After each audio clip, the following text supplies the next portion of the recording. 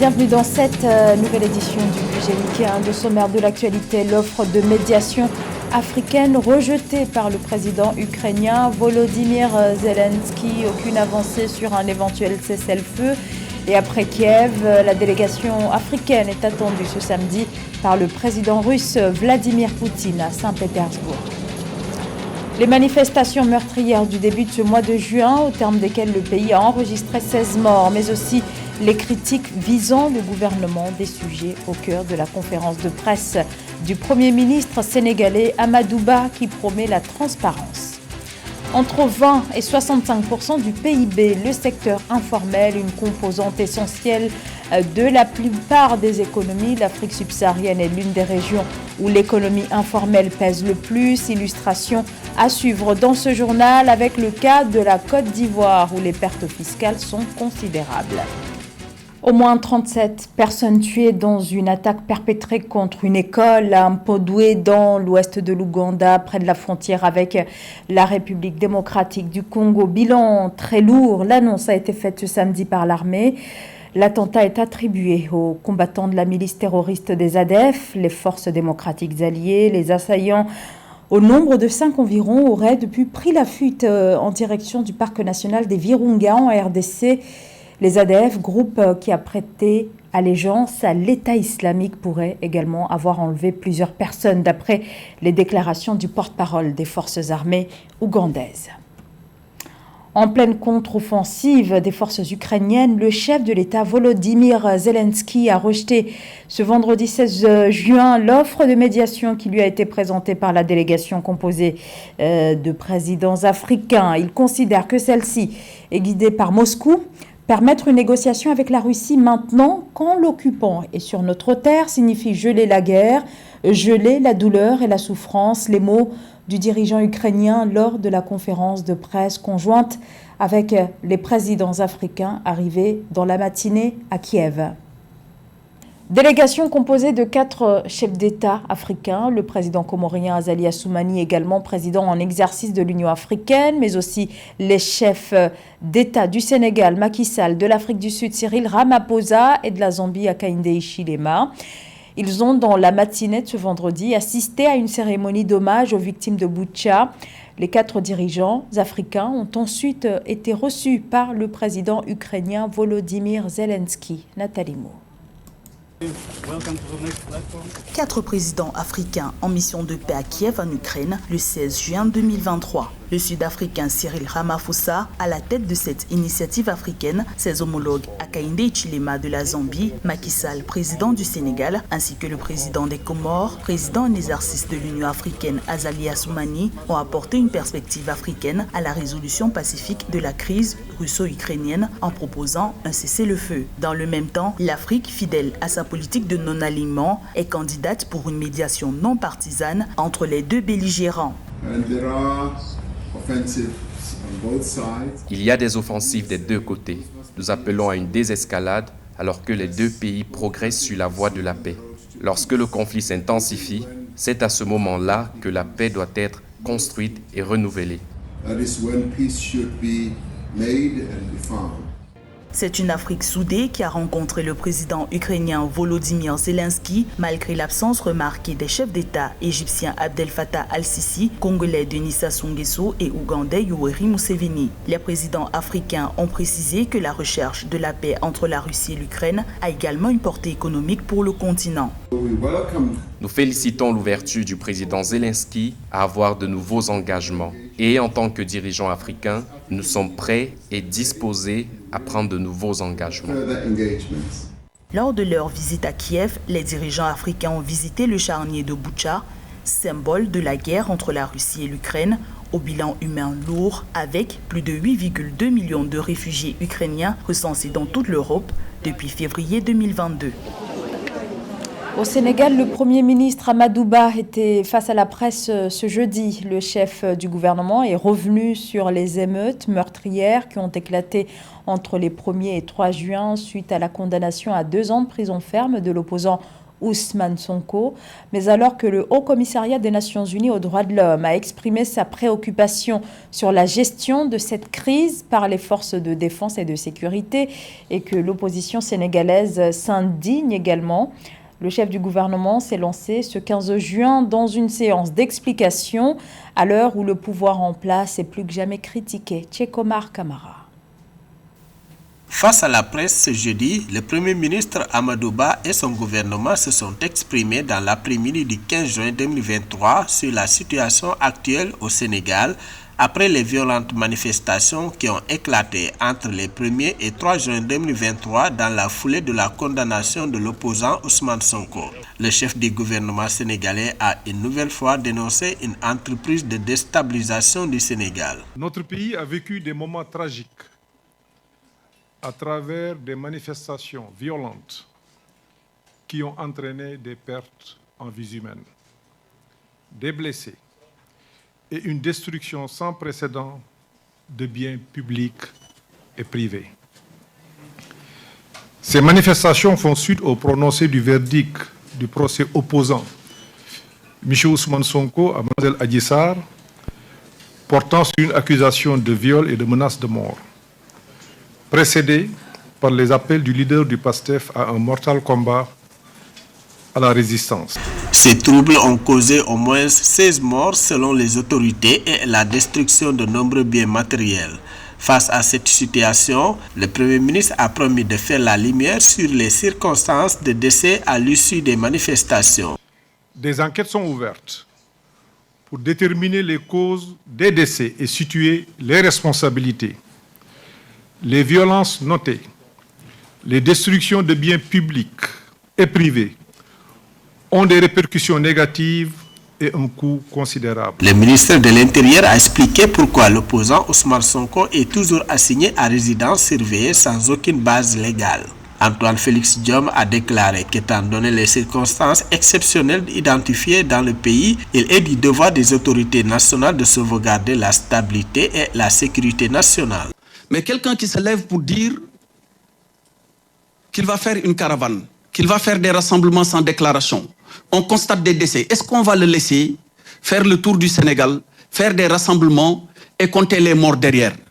On ne peut pas. Le bilan officiel de ces manifestations fait état de 16 morts et plus de 350 blessés. Selon la police de l'État, 500 personnes ont été interpellées lors de ces émeutes.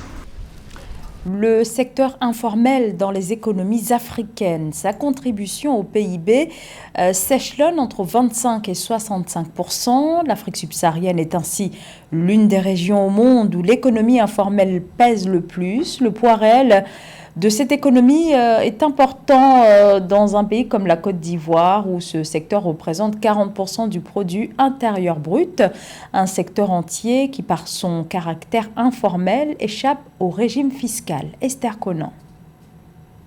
En Côte d'Ivoire, comme dans plusieurs pays africains, le secteur informel va grandissant et se nourrit de petits métiers issus de la restauration, des services de vente et d'autres activités productrices de biens qui échappent aux services de régulation publique fiscale. Selon les données officielles de l'État, le secteur informel contribue à hauteur de 40% du PIB annuel et engendre près de 80% d'emplois. C'est un secteur assez clé, assez primordial, notamment pour les entreprises. On sait qu'il y a pas mal de PME dans le secteur informel, donc je pense que l'impact de ces PME est grandiose parce que souvent ce sont des services de commerce, des services de vente alimentaire, donc je pense qu'au niveau des populations, je pense que cela apporte des services majeurs, non seulement pour les consommateurs, mais aussi pour les ménages. Et bien évidemment que ce secteur est avantageux. Et en même temps aussi, je pense que les suggestions, c'est surtout la transition entre une économie informelle et une économie formelle. Mais pour que cela soit, il faudra que l'État crée des infrastructures afin que, par exemple, les dames qui vendent dans les marchés puissent avoir des toits sur les têtes. Vraiment, si l'État crée des infrastructures, ça va être avantageux parce qu'ils pourront recevoir peut-être des taxes et aussi pour ces entrepreneurs, cela permettra peut-être d'avoir une sécurité sociale. Donc je pense que la transition est cruciale. Ces petites unités de production fonctionnent comme des entreprises, mais ne possèdent pas de numéro d'enregistrement fiscal et ne tiennent pas de comptabilité écrite. Bien que très rentables, la plupart n'ont pas d'exigences légales.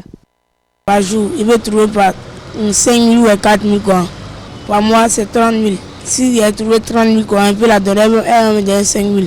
Moi-même, après, c'est un peu la scolarité. Par jour, si je gagne des clients, ça dépend, je gagne 20 000 francs comme ça. Jusqu'à la fin du mois, je gagne 100 000 comme ça. Selon la Direction générale des impôts, le PIB de la Côte d'Ivoire est estimé à 40 milliards de francs CFA. Cependant, 20 milliards de francs CFA échappent à l'État, car générés par le secteur informel. Un apport minimal de 0,5 points de ce secteur au PIB, soit 200 milliards de francs CFA, ferait une grande différence dans les recettes de l'État.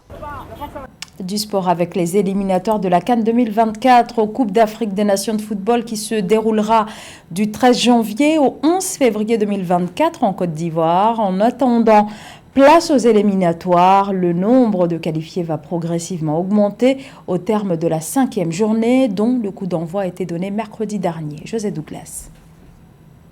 Elles sont déjà plusieurs nations à avoir décroché leur billet pour participer à la phase finale de la Coupe d'Afrique des Nations qui aura lieu du 13 janvier au 21 février 2024. Il s'agit de la Côte d'Ivoire, pays hôte, le Sénégal, le Burkina Faso, l'Afrique du Sud, l'Algérie, le Maroc et l'Égypte. 24 nations sont attendues pour participer à cette phase finale. Le 5e tour des matchs de qualification se déroule depuis le 14 jusqu'au 20 juin et plusieurs pays se battent pour composter leurs tickets. Tous les regards seront tournés vers un certain Bénin-Sénégal ce samedi 17 juin, le Bénin qui possède une infime chance en cas de victoire. Oui, match difficile en perspective pour le Bénin, mais match enthousiasmant avec un stade qui sera plein, un match en nocturne. Et on sait que dans le football, parfois, on peut créer des surprises. On espère, puisque pour la qualification, eh bien, il faudra quand même faire un résultat, même si ce match-là n'est pas encore décisif, parce qu'il reste le dernier match après à jouer pour les éliminatoires au Mozambique. Dans ce même groupe L, le Rwanda et le Mozambique vont s'affronter ce dimanche 18 juin pour la 2e place, synonyme de qualification. Le Mozambique qui avait gagné à Cotonou contre le Bénin avant qu'on arrive avec le nouveau staff et on sait qu'en cas d'égalité de points, ce sera le goal average particulier qui va compter. En Afrique, c'est toujours le cas. Quelques résultats déjà enregistrés en groupe G. Soudan du Sud perd devant la Gambie 3-2. En groupe A, Sao Tomé perd aussi sur son terrain 1-0 face à la Guinée-Bissau. Et en groupe D, l'Égypte bat la Guinée 2-1. Plusieurs matchs ont lieu ce samedi, dont Bénin-Sénégal, et des affiches intéressantes aussi ce dimanche 18 juin avec Tanzanie-Niger en groupe F, Congo-Mali en groupe G et Gabon-RDC en groupe I. Et puis à suivre, le mardi 20 juin, un certain Soudan contre la Mauritanie en groupe I. Le MMA a le vent en poupe au Cameroun, surtout depuis les nombreuses victoires éclatantes de l'enfant du pays, Francis Ngannou. Le multiple champion du monde des poids lourds au sein de l'UFC inspire toute une génération. De plus en plus de jeunes sont séduits par ce sport de combat qui regroupe des techniques issues de disciplines annexes. Reportage Paul-Marcel Mayagui. Au Cameroun, le MMA gagne du terrain. Dans les différents clubs des grandes métropoles du pays de Francis Ngannou, les pratiquants de cet art martial travaillent d'arrache-pied pour mieux vulgariser la discipline. Pour s'en satisfaire, vous pouvez constater. Et vous savez que la journée était tellement difficile. Regardez quel public. Puisque vous voyez, il y a eu presque 14 combats, c'est-à-dire 28 athlètes.